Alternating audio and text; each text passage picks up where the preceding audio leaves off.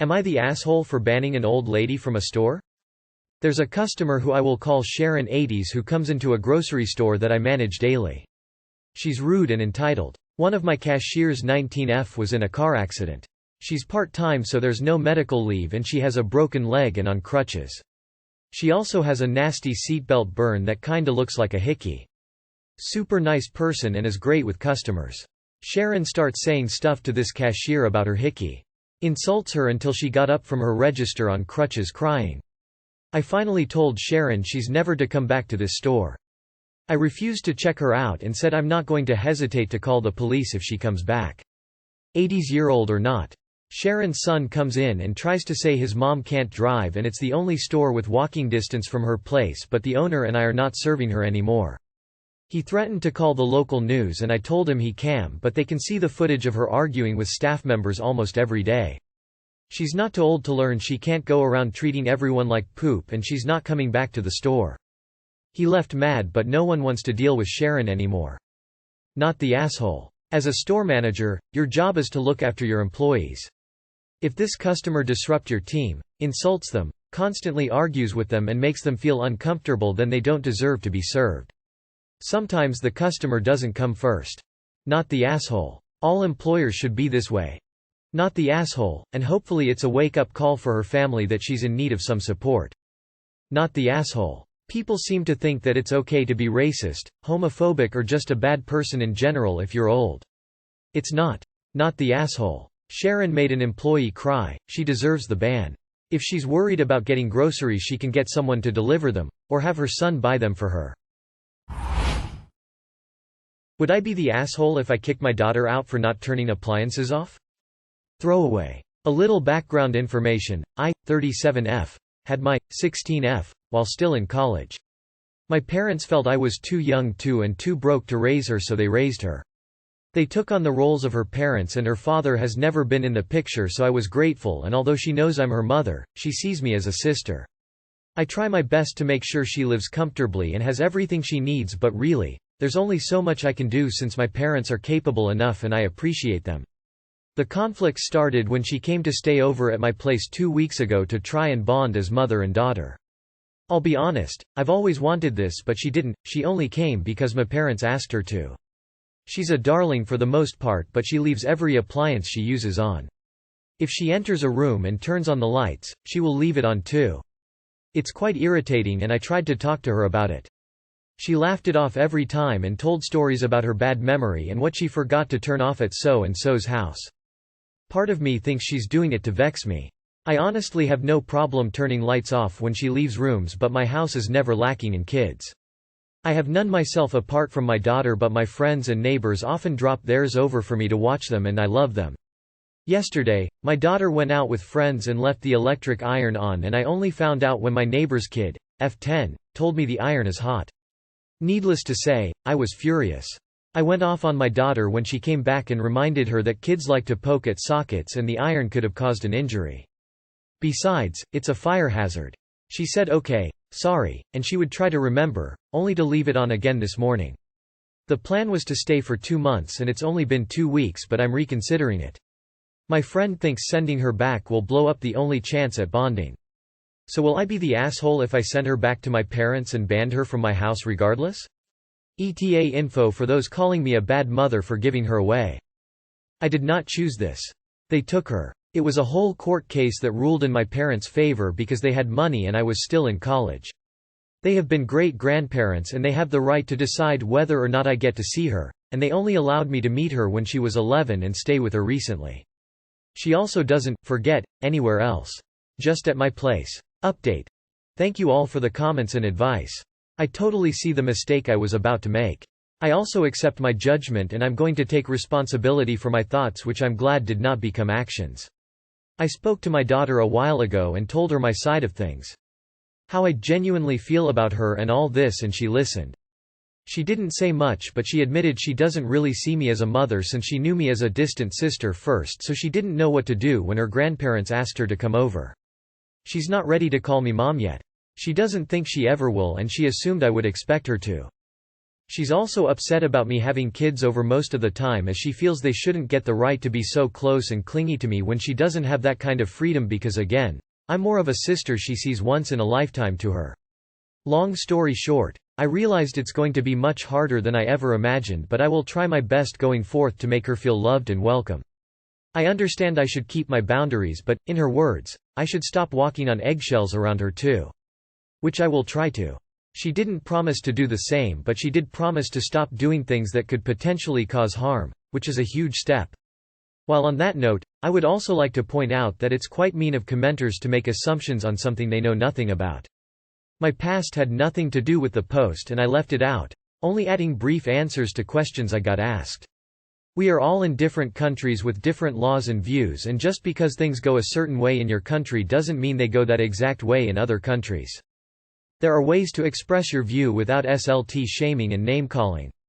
We all learn from mistakes and I'm learning from mine. I appreciate your judgment on my actions, but I hope you can be kinder on other people's posts regardless of whether they are the asshole or not. You are the asshole. Going from, unplug the iron, to get out of my house, is quite a leap. You now suddenly have your child in the house. At 16 she looks adult, but she is a kid.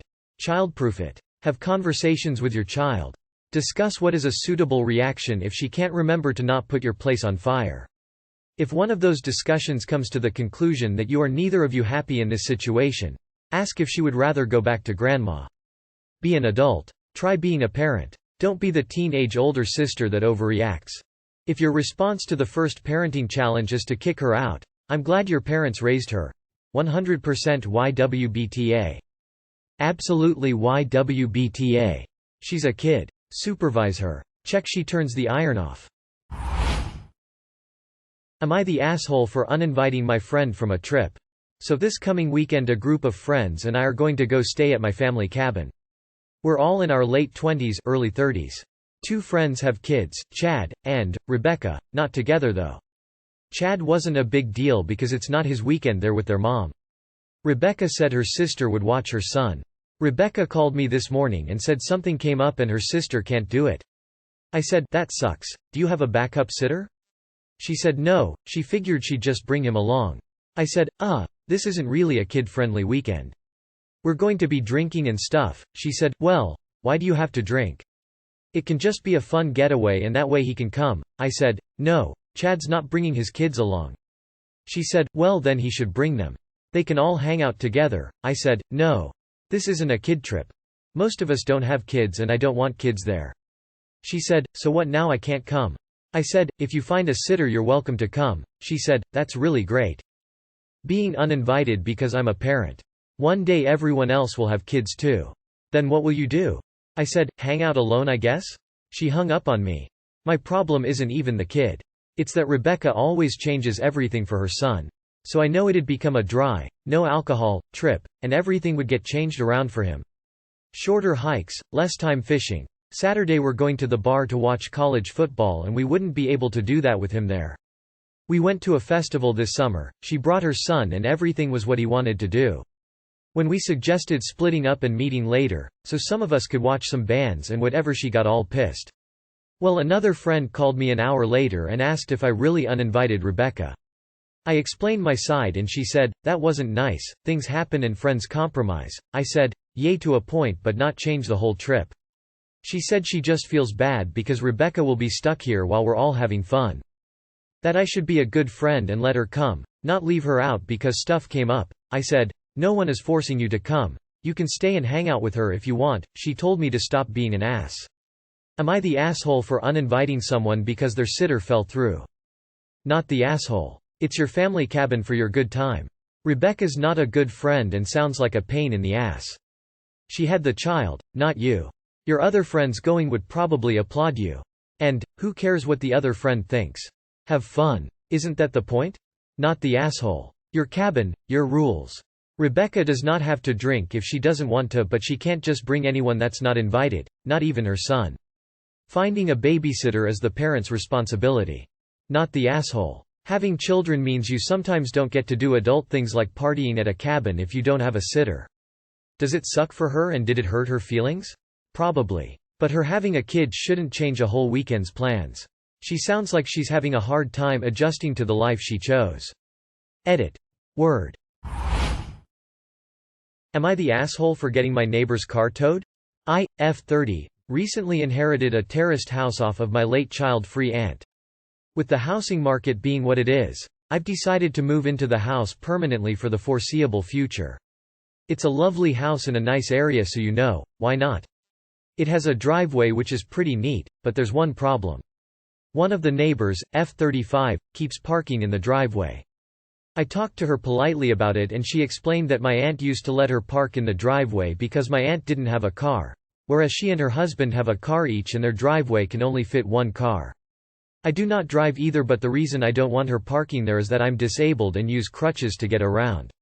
When the neighbor parks in the driveway, the space around her car is quite narrow, which makes it very difficult for me to get to my own front door and puts me at risk of injury. I tried to explain this to the neighbor and asked her if she could please find somewhere else to park her car. She seemed to understand but didn't promise anything. Well, she kept parking in the driveway. I talked to her again and she said she can't park elsewhere because it would be too far to walk to their house, and said she has 3 young children who frequently travel in her car. I got kind of annoyed because I felt like she just didn't want to change her habits, but I'm a bit shy and not good at confrontation and just told her I hope she can figure something out that doesn't involve parking in my driveway. Well, a few days ago when I was coming home from work, she had parked her car in my driveway again. This time her car was parked really forward and super close to my front door, making it pretty much impossible for me to get into my own house. Even an able-bodied person wouldn't be able to get in. There was no space to even open the front door, it opens outwards. Here's what probably makes me an asshole. I was really angry and tired of the situation, so without trying to talk to the neighbor again, I called the police on a non-emergency number, explained the situation, and they showed up and towed my neighbor's car. Obviously she was pissed as fuck when she found out and showed up at my door the next day. She said I'm inconsiderate and should learn how to compromise, and that if I asked her to she would have moved her car. I don't believe her. Not the asshole. Should learn how to compromise. The compromise is, you won't park on her front yard. Not the asshole. She expected a disabled person to hobble their way over to her house to ask her to move the car. I also love her saying you should have compromised. The compromise was that you gave her a few chances to find a place to park her car. You were more than patient and now she can go and see if the towing company wants to compromise with her. Not the asshole. It's your property. Any arrangement she had with your aunt was nullified when you inherited the house and you tried to be polite. Polite didn't work. If you don't drive, maybe put some large potted plants in the driveway, positioned to protect your access to your door. If there's a homeowners association, check the bylaws before you put any sort of barrier in the driveway.